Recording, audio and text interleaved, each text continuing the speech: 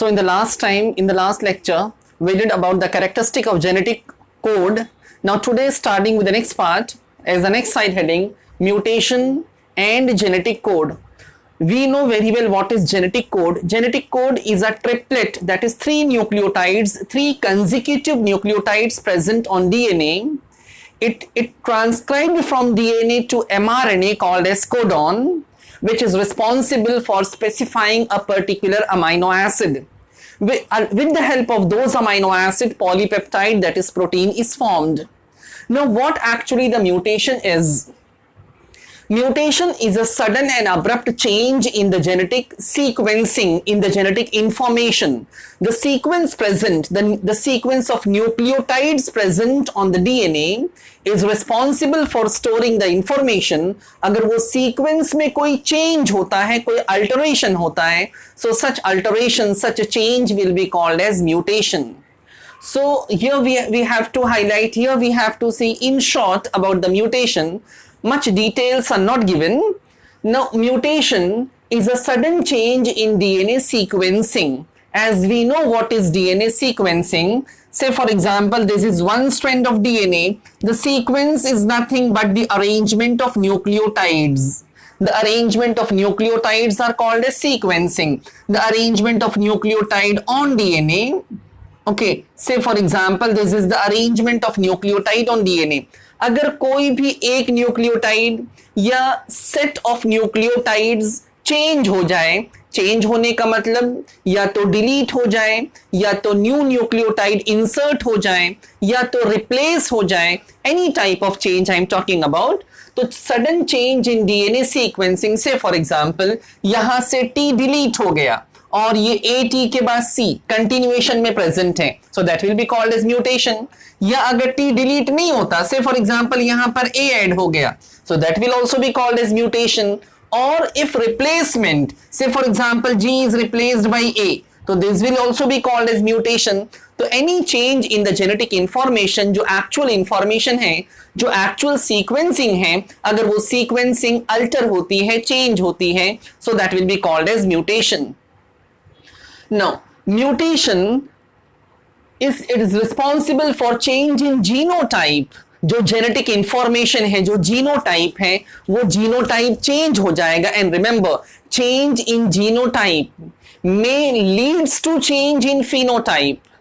अगर genotype, genetic information, genetic constituent change होता है, तो उसके वजह से बॉडी का अपीयरेंस, बॉडी का कैरेक्टर, जो हमारा विजिबल कैरेक्टर है, जो फिनोटाइप है, उसमें भी चेंज हो सकता है.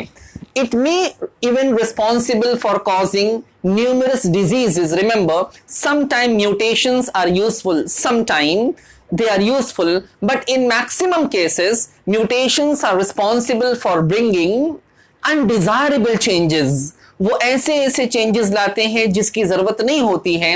Mutation sometime responsible for causing different type of problems in human, in animals, in plant.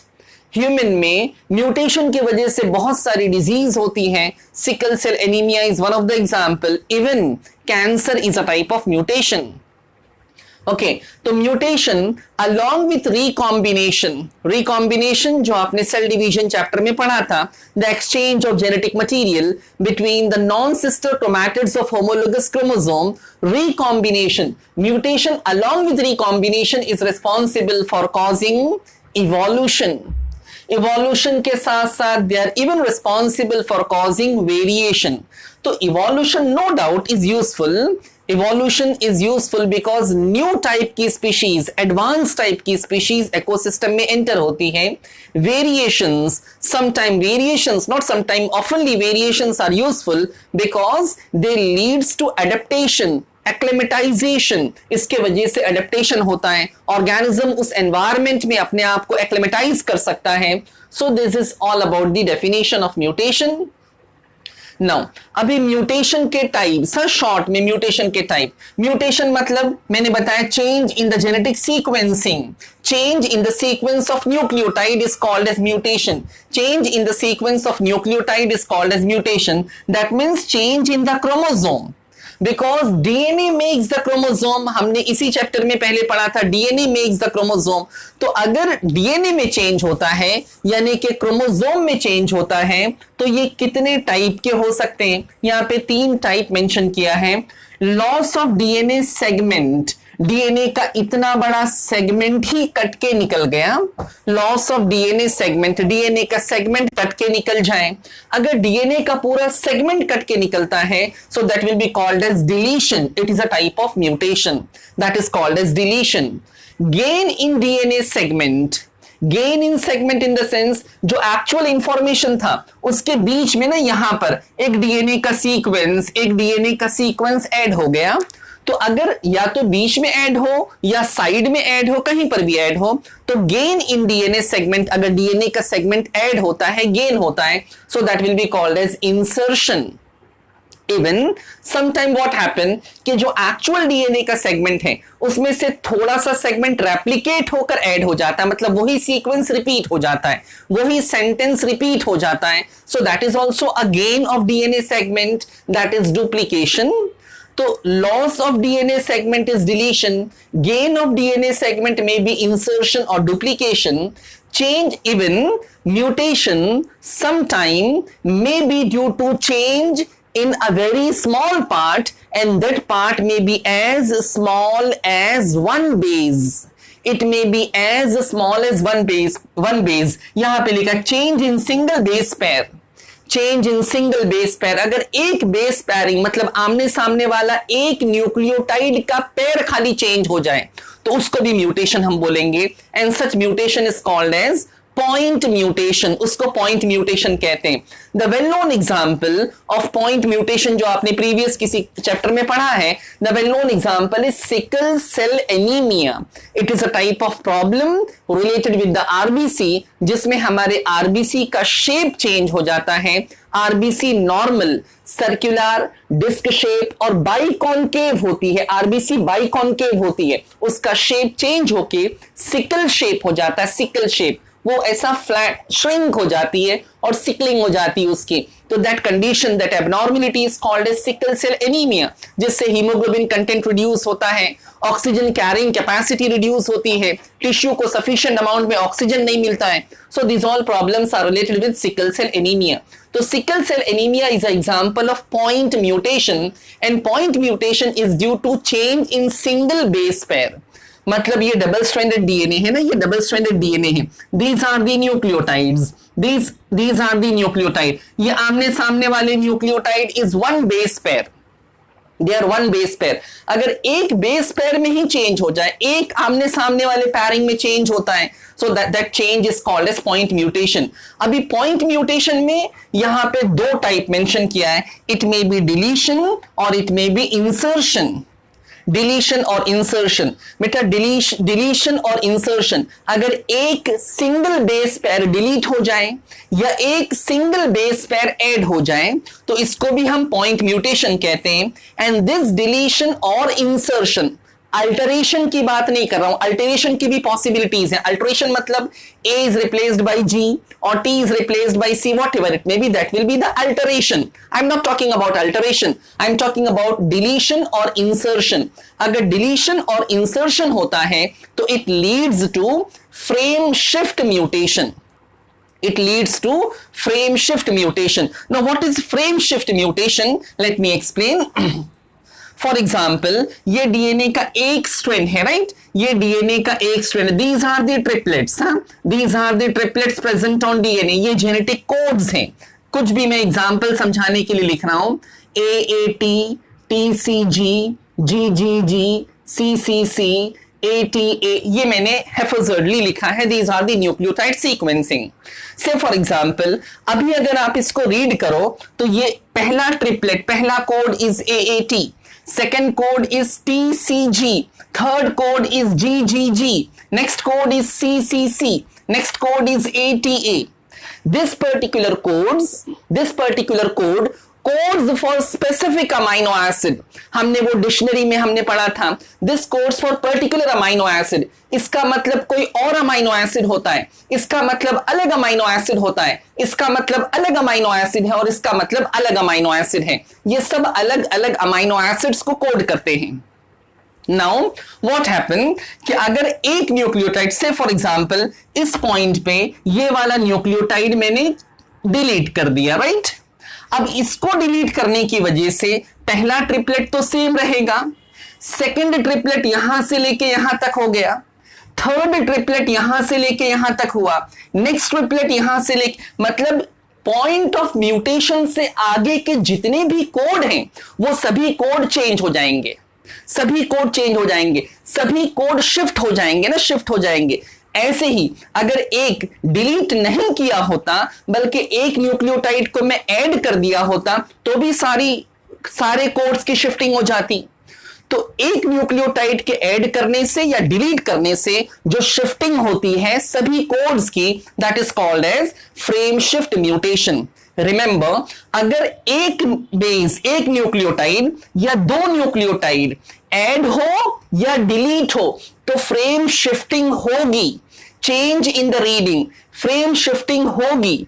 अगर हमने एक न्यूक्लियोटाइड, यहां पे मैंने एक डिलीट किया, अगर दो डिलीट करता तो भी फ्रेम शिफ्टिंग होती, लेकिन अगर तीन न्यूक्लियोटाइड को डिलीट किया जाए, तीन न्यूक्लियोटाइड मतलब पूरा ट्रिपलेट अगर डिलीट हो जाए, पूरा कोड अगर डिलीट हो जाए, तो या तो तीन न्यूक्लियोटाइड डिलीट होती है या मल्टीपल बाय 3 के बेस डिलीट होते हैं। तो ऐसे केस में पूरी फ्रेम शिफ्टिंग नहीं होगी, पूरी फ्रेम शिफ्टिंग नहीं होगी, बल्कि क्या होगा, वो पर्टिकुलर कोड या तो ऐड हुआ है या तो डिलीट हुआ है। अकॉर्डिंगली अमाइनो एसिड या तो ऐड होगी या तो डिलीट होगी, बट आगे का सीक्वेंस विल रिमेन सेम। आगे अमाइनो एसिड जो वो कोड करेगा दैट विल रिमेन सेम। सो जो फ्रेम शिफ्ट म्यूटेशन है उसमें एक या दो न्यूक्लियोटाइड के ऐड होने से या डिलीट होने से फ्रेम शिफ्टिंग होती है, चेंज, रीडिंग चेंज हो जाती है। बट अगर तीन बेस पेयर या तीन न्यूक्लियोटाइड या मल्टीपल बाय 3 न्यूक्लियोटाइड अगर चेंज हो तो इसके वजह से आगे की पूरी फ्रेम शिफ्टिंग नहीं होगी, that will be responsible for insertion or deletion of amino acid. So this much is given about the mutation in your book. Now the next site heading given in your book is tRNA, the adapter molecule. As you know, you have studied in 11th standard, RNA is classified as genetic and non-genetic RNA. Genetic RNA is present in viruses. Non-genetic RNA, they are mainly of 3 types, that is mRNA, rRNA and tRNA, that is messenger RNA, ribosomal RNA and transfer RNA.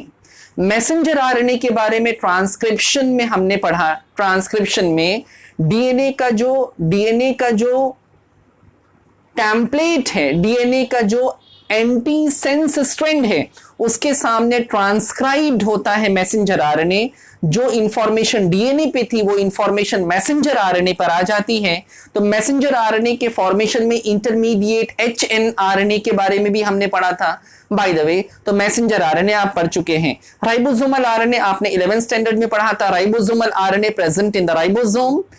अभी हमको tRNA के बारे में पढ़ना है। It is very important to study about the tRNA. TRNA will be considered as adapter molecule. Why tRNA is considered as adapter molecule? देखो टीआरएनए के दो पॉसिबल स्ट्रक्चर हैं। एक क्लोवर लीफ मॉडल जो बुक में दिया है जिसके बारे में हम पढ़ेंगे, एक और मॉडल है hairpin model of tRNA. Now tRNA इसका फंक्शन क्या है? Mainly it is responsible for reading the codon on messenger RNA. Messenger RNA पे जो ट्रिपलेट होता है, मैसेंजर आरएनए पर जो कोडॉन होता है, से for example this is messenger RNA 5' to 3'। इसमें कोडॉन्स है ना, इसमें ट्रिपलेट्स को हम कोडॉन्स बोलते हैं। Codon AUG, initiation codon, start codon जिसको कहते हैं। तो जो भी कोडॉन है जो भी कोडॉन है, जो भी ट्रिपलेट है मैसेंजर आरएनए पे, this is messenger RNA, messenger RNA पे जो भी ट्रिपलेट है उस ट्रिपलेट को रीड करने के लिए टीआरएनए इज रिस्पॉन्सिबल। टीआरएनए इसको रीड करता है, इस ट्रिपलेट को रीड करता है। Okay, on one side it get attached to the triplet, that is it get attached to the triplet present on messenger RNA, and on the other side it carries the amino acid, specific amino acid, depending upon the codon present on messenger RNA। देखो हमने वो codon dictionary पढ़ी थी जिसमें 64 triplet 64 codons के बारे में mention किया था। हर कोडॉन का एक स्पेसिफिक मीनिंग होता है। Every codon codes for specific amino acid, as you know dictionary के हिसाब से आपने पढ़ा। The first codon AUG, that is initiation codon, it codes for methionine, it codes for methionine। तो इसके सामने जो टीआरएनए आएगा वो टीआरएनए सिर्फ और सिर्फ मीथियोनिन ही अपने साथ कैरी करेगा।